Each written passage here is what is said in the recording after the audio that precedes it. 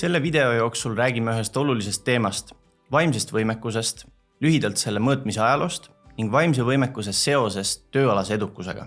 Vaimsete võimete hindamisel on enam kui 100 pikkune ajalugu ja selle jooksul on kumuleerinud teadmised ja teatavad teaduslikud traditsioonid, mida tuleb hindamisvahendite väljatöötamisel arvesse võtta.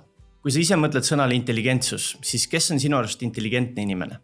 Et seda mõista, selgitan kõigepealt, mida mõistetakse psühholoogias intelligentsuse all.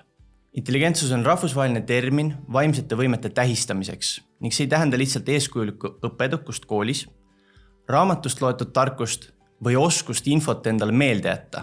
Pigem viitab see sügavamale ja laiemale võimele asjadest aru saada, olukordadega kohaneda ja mõista sündmuste omavahelisi seoseid.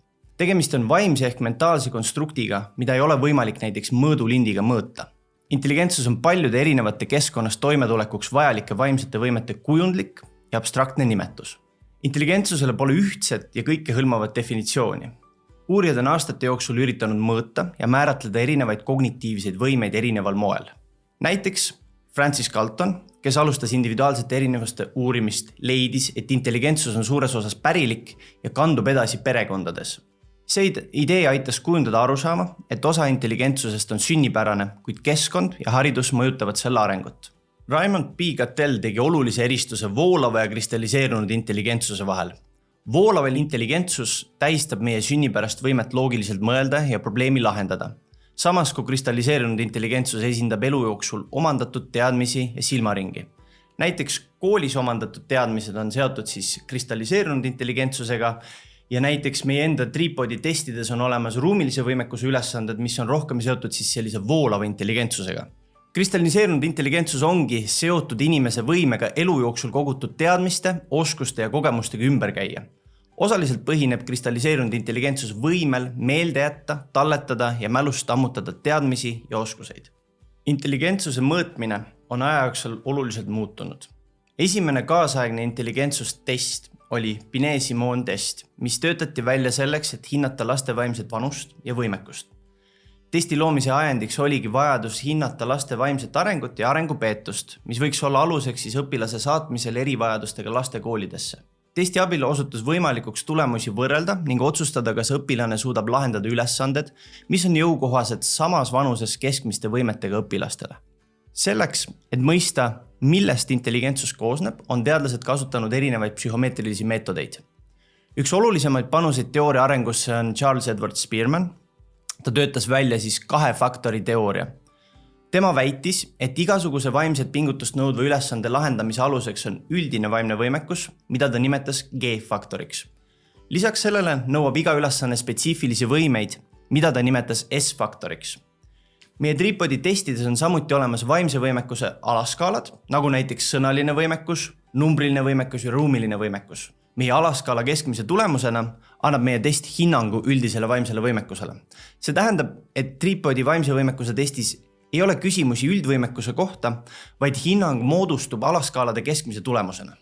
Viimase 20 aasta uurimuste tulemused näitavad selgelt, et üldine vaimne võimekus on tööalase edukusega olulisel määral seotud. Need uuringud on näidanud, et esineb selge ja oluline seos vaimse võimekuse taseme ning ametipositsiooni vahel. Mida keerukamaid nõudeid ja ülesandeid töö esitab, seda olulisemaks osutub ka vaimse võimekuse tase. IQ-testide tulemused on tugevas korrelatsioonis tööalase edukusega, kuid selle seose tugevus sõltub ka töö keerukusest. Näiteks tipptasemel advokaadibüroos hakkama saamiseks on vaja kõrgemat üldist vaimset võimekust, samas kui lihtsamate ametikohtade puhul, nagu pagarid, valvurid või turvamehed, ei ole vaimse võimekuse tase nii oluline. IQ on oluline tööalase edukuse ennustaja just nendel ametikohtadel, kus on vaja kiiret ja täpset info analüüsimist ja selle põhjal otsuste tegemist.